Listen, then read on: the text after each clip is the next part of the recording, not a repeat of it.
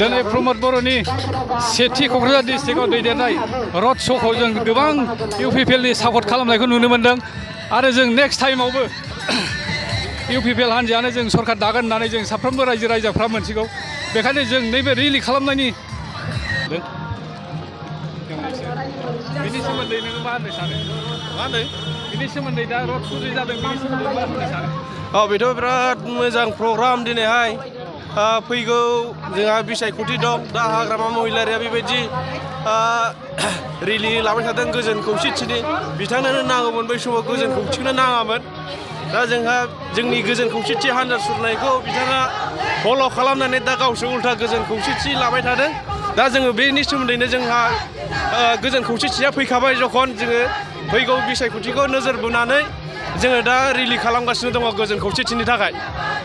बिथांमोननिफ्राय मिथिनो मोनबाय जोंनि साफ्रोमबो इउपिपिएल सरकारखौनो सापर्ट खालामदों आरो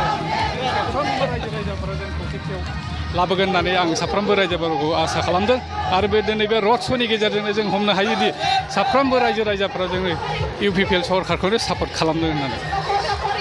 बुंला नोंथांमोननो बयनोबो रोजा रोजा साबायखर बावबाय जे दिनै बयबो फैनानै दिनैनि बे सुबुं गौमाखौ जाफुंसार होबाय आरो इउपिपिएल हान्जाखौ फैबाय थानाय समाव जौगासार बड'लेण्ड दानो थाखाय नोंथांमोननि जि थुलुंगा आरो बिहोमा अननाय आरो फोथायनाय बेखौ लानानै जों अराय सम दावगालांबाय थागोन दा बयनिसिमबो रोजा रोजा साबायखर बावबाय पुनर एबार स्ल'गान दिबोल अनुरोध